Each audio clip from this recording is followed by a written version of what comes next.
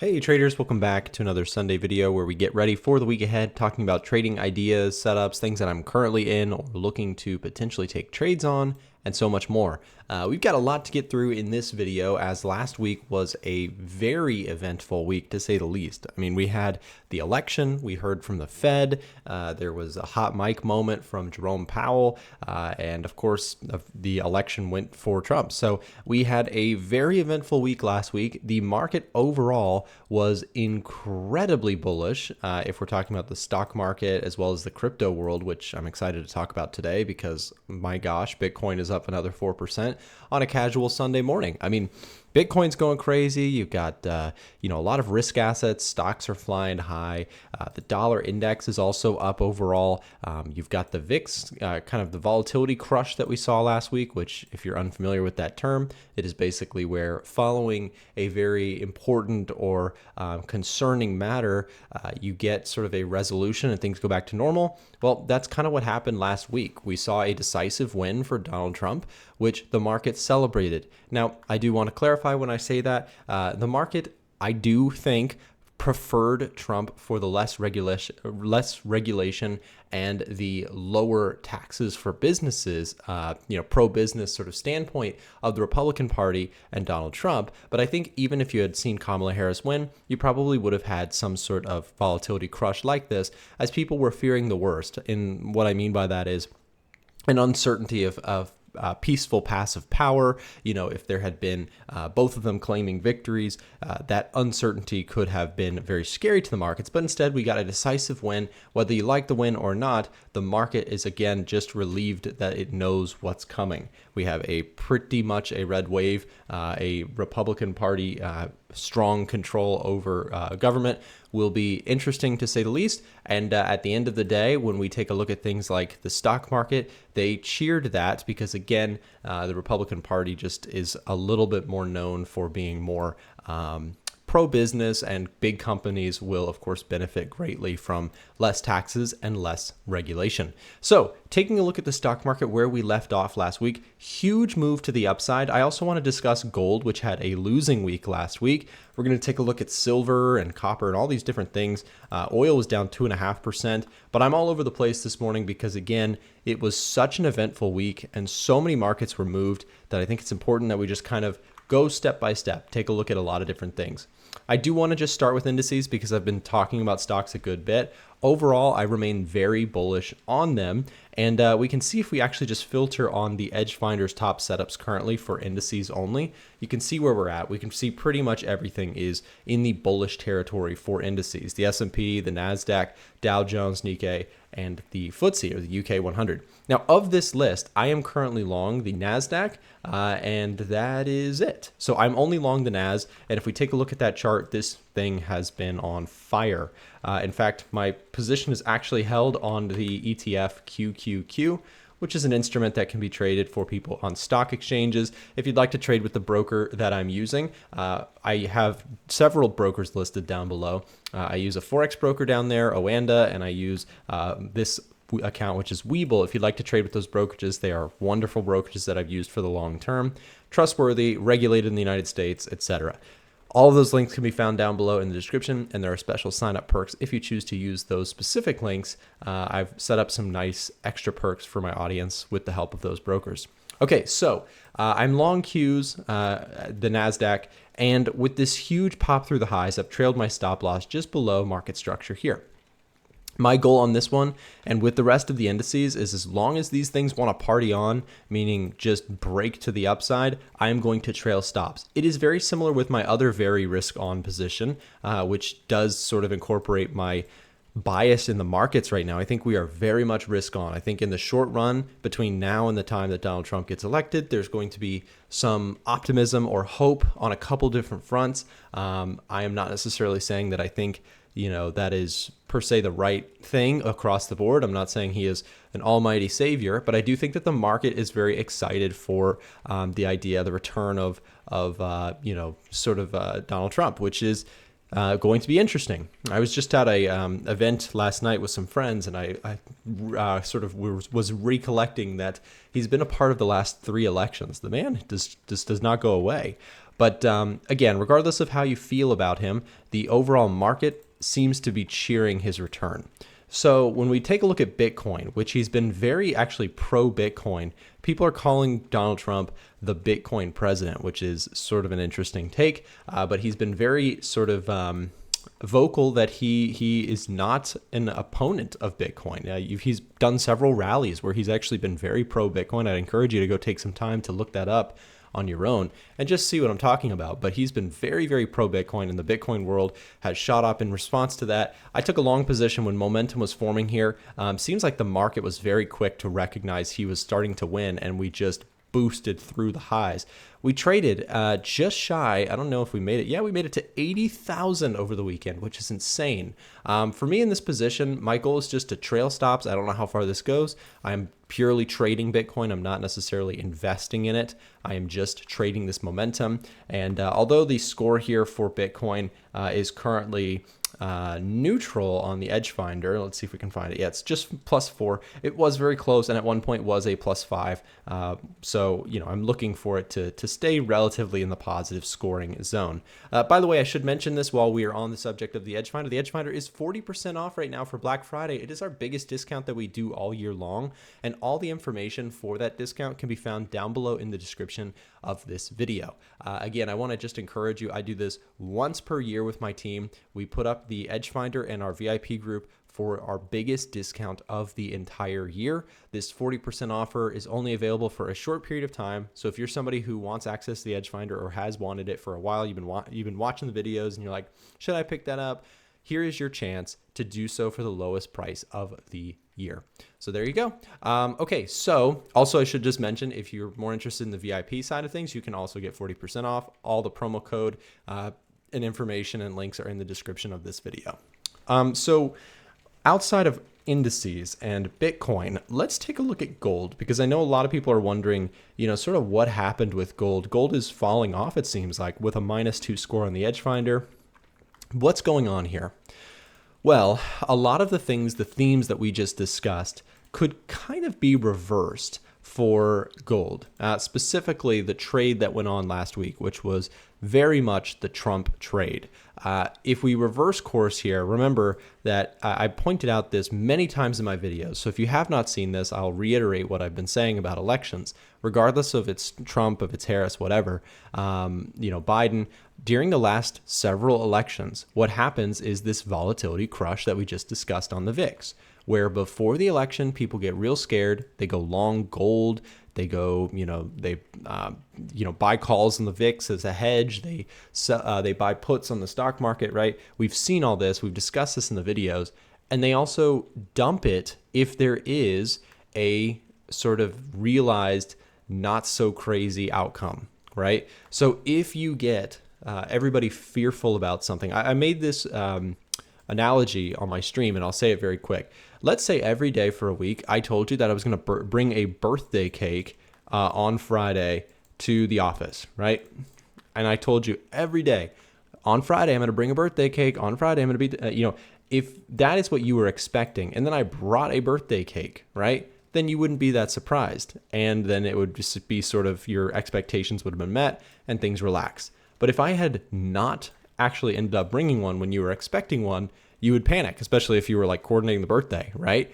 That is the example of gold, why I think gold, everybody's expecting a birthday cake, which could be, a crazy outcome. And then when it's not there, they kind of go the opposite. So for gold here, I think gold traded down because there wasn't some ginormous uncertainty. There was clearly a very peaceful passive power. Kamala Harris called him, congratulated him. Last time around, there was a bit of uncertainty, as many of you guys will remember, with the election. Many people, on the voter fraud side of things, et cetera, claiming that it was not legitimate or whatever. But the point that I'm trying to get at is that there was a resolution, and I think that resolution by itself was enough to sort of satisfy the market, and people sold gold, and clearly a lot of that money went into the stock market because we saw such a big pump into stocks and Bitcoin. So where do we go with gold For now, well, I don't love it on the long side as much right now. Part of the reason is that economic data, when we take a look at, let's actually go use our gold scanner here for a second. If we take a look at gold scanner, the gold scanning page, we can see a lot of the economic data in the United States is coming in sort of not great for gold. Now, what I want to explain to you, if you're new to this page and you're watching my videos for the first time, I pull up this chart often. It is our gold and silver scanning page. So this little column here on the right that I've highlighted in yellow will show you the change in economic data that came out relative to the forecast, right? So this is the actual numbers that came out. This is the forecasted numbers. And this column will show you the change from what was expected. So when I go through this with you, you can see most of these economic data points are coming in red for gold. Now the red tone just means that it is perceived as more of a bearish thing for gold. So if we take a look, example, one positive would be weak jobs data, right? Weak NFP came out. That's good for gold. People get uncertain and they go buy gold. But that's only one of the data points. We also have CPI that came in higher than expected, which pushes back on Fed rate cuts, which of course means a stronger dollar. A stronger dollar is weaker for gold in most cases. At the same time, retail sales came in better than expected. That's weak for gold, right? Services PMIs came in way better than expected. That's weak for gold because, again, economic uncertainty is good for gold, but economic sort of security makes gold less attractive, if that makes sense. People would rather go into bonds and stocks and crypto, etc., if things look okay. So I just wanted to point that out because it's very important about gold that we understand the economic data. Gold trades very heavily based on fundamentals and the US dollar. So what we can see here is, again, in my view, the economic data doesn't favor, really piling in longs. And there's another thing here. I do think that from the geopolitical theme, you may see gold actually trend lower here if, and let's hope for the sake of humanity, Trump is in some way successful at stopping some of the wars that are going on in this world right now, right? Ukraine and Russia. Putin has already mentioned that he's ready to work with Trump, Zelensky as well. There's some discussions that are going on. We'll see if that comes out. I'm hopeful in the sense that, from a purely humanitarian standpoint, I hope Trump is very successful at putting those wars to rest, not only in the Ukraine, but also the very sad conflict that we see going on in the Middle East right now between Israel, Iran, all these different countries in the Middle East at once. All we can hope for is some sort of negotiation for peace that goes down. So that, however, back to the market's focus for a second, would be perceived as bearish for gold because gold, again, thrives on economic and geopolitical uncertainty. It's been trending up and up and up because, again, there's been a lot of struggle in this world right now. And, if the economic policies put into place do strengthen things and or the global situation improves, which let's hope it does, that both of those scenarios could be sort of more bearish for gold. So I just don't have the same very bullish outlook on gold that I have had for most of this year. Most of this year we've had a lot of economic data uncertainty, a lot of wars continuing to sort of break out, and I'm hopeful that we are seeing some changes in that front. I do want to also reiterate, however, that the US dollar partially being strong is due to some of the better economic data that we just discussed. So when we take a look at USD,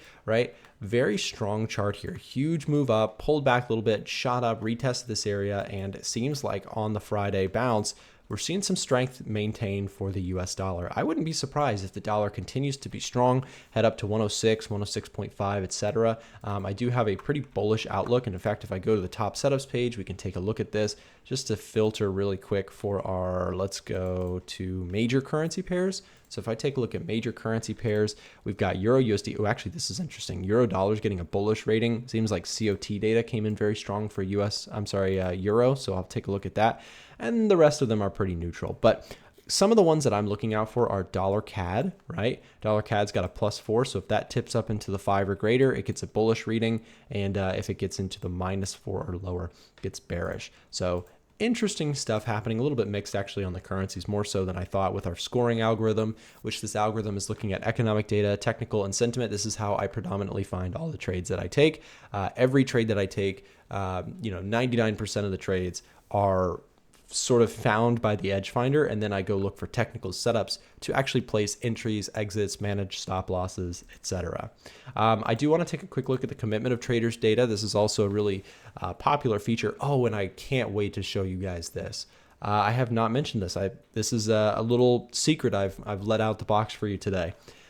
The commitment of traders data, many of you guys are familiar. It allows us to look at institutional money flow, right? What are they buying? What are they selling week to week and over the, sort of overall positioning. So right now they're still very positioned long gold, silver, oil, South African rand, Dow Jones. On a percentage basis, the contracts held long versus contracts held short are very favorable towards these assets. And on the flip side, when we take a look at the things held proportionally bearish, we have CAD, CHF, 10-year Treasury, the yen, and the New Zealand dollar. So these are some of your most bearish things.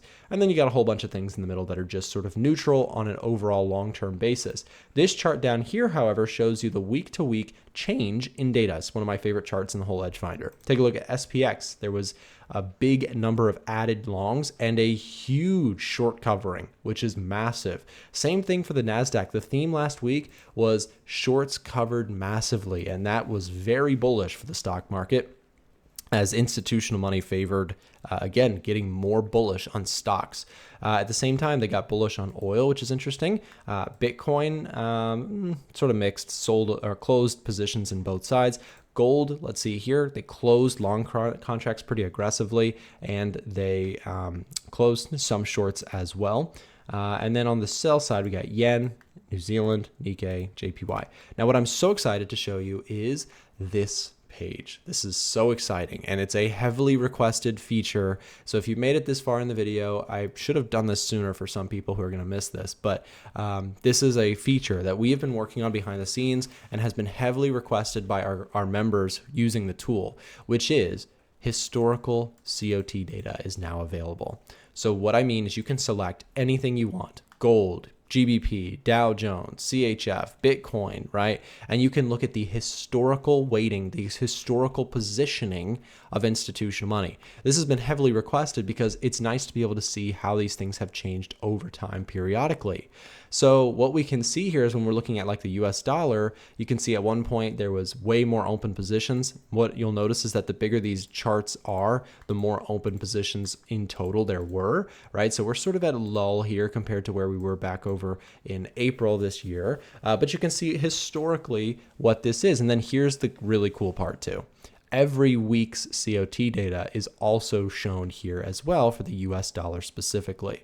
This is a feature that so many of our customers have asked for, and we've taken some time and finally got this thing built for our users. If you have the Edge Finder, this is not an upsell. You don't have to pay again for this. This is available right now in your terminal. So if you have the Edge Finder, just pull it open, log in, get access, and you've got this new feature under the COT Data History tab. Absolutely ecstatic to have that. Again, I'm going to be using this a lot just to showcase historical COT data. And again, don't forget our 40% off Black Friday sale is ending soon. It is the one-time payment, the lowest one-time payment available to get access to the Edge Finder. We don't do monthly. It's literally you pay, you get a ticket in, and you can use the Edge Finder as long as you want. It is not a timed exit. You get literally just unlimited access. I also mentioned the put call ratio earlier and that volatility crush that I mentioned. We saw the put to call ratio go absolutely parabolic and then completely erase as the VIX fell apart, right? Because again, after the election, that uncertainty was lifted, and many options buyers who were buying puts to protect their stock market portfolio really sort of covered those puts as well. And so we've seen this put call ratio sort of flip back now all the way into the more sort of calls or in demand territory. If we do see the put call ratio start to really come down from here, I'm going to get a little bit more cautious. When we see these put call ratio extremes, I do like to pay close attention to them. What we can see here is, again, during this time, I got very bullish, and that really favored, the long side. Everybody got scared. I got very long, and that doesn't always work out perfectly. So I'm not saying that as like an obvious answer, but in this case, this past month has been, probably the most profitable one of the most profitable periods of my trading in my trading career. I went very long, a lot of risk on assets, and that worked out. Sometimes it does not. Sometimes I take losses on that stuff, but I went heavy long into Bitcoin, semiconductors, and the NASDAQ. Pretty much everything super risk on, and that's worked out well. So again, if we go take a look at some of my current positions, this is what I'm long right now. You can see it is kind of an insane period for me. It is not always this good, so I don't want to come across as arrogant. There are times where I'm losing money, but right now things are going very, very well. I'm long semiconductors, SMH, Bitcoin, IBIT, the NASDAQ, which I showed you earlier, NVIDIA, Airbnb, and I have several options trades that I've got going on as well. Every trade I take, by the way, does get shared in the Discord. I'll show you what that looks like. So here's the Discord, and so like I said, every trade that I take gets shared here. So I trade indices, commodities, Forex, ETFs, stocks, options, etc. Every position that I take gets called out here with full details, entries, exits, and most importantly, full analysis, kind of my trading journal, if you will, on what I think about markets. Right here was my thoughts on the election. So I share all of this. If this is something that would be beneficial to you, again, the link is in the description down below. If you are somebody who's like, no, I don't need to buy anything, I totally understand that, but at least consider what we've got going on here during our Black Friday sale to see if it's something that is worthwhile to you. Because once the sale goes away, that is it for the year. There won't be any ginormous discounts like that for a while. So don't miss it. Take advantage. And guys, this week we do have something I want to point out, which is CPI comes out. CPI and PPI, which are important inflation readings, come out this week. We also have Jerome Powell speaking on Thursday, I think. One of these days, we'll hear from Jerome Powell again. So those will be very high potential movements there. Taking a quick look at currencies here. Big drop, pullback, and drop in the euro dollar. Dollar strength seems pretty unending here recently. Here's pretty much everything against the dollar is struggling. The Australian dollar saw a big sell-off. Dollar against the Swiss franc was strong. Yen pairs, oh yeah, I did take a trade on this. I went long euro yen with a small position here on Friday. I've got a stop loss below market structure here. And my thought process on this, let's see if it's still on the edge finder. Let's see. It was a bullish reading when I looked at it on Friday. It may have since changed. Let's see. Nope. Euro yen actually got stronger. COT data favored euro, it seems, this week.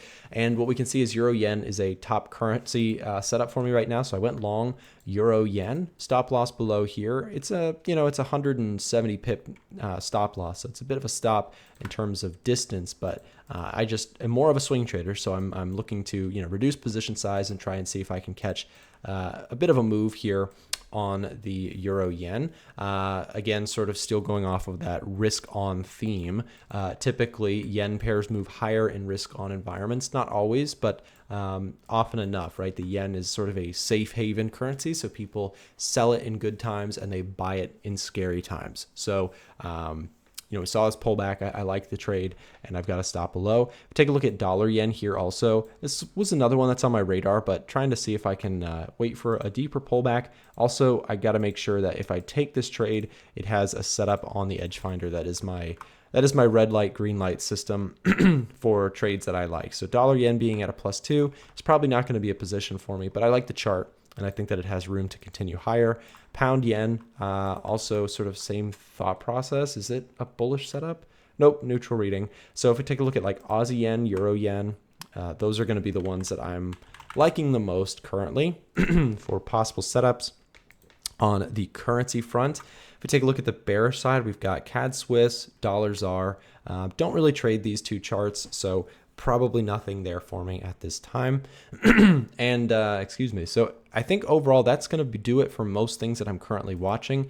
Again, I also do want to reiterate that if you are looking to get access to a better brokerage, check out some of the links down below in the description. If you're wondering which brokerages I use, they can be found down there as well. And there's some great international brokers for people outside of the US to still be able to trade all these things that we discussed. So you can find special sign up perks for all of those things down below in the description. Have a great trading week ahead. Thanks for watching.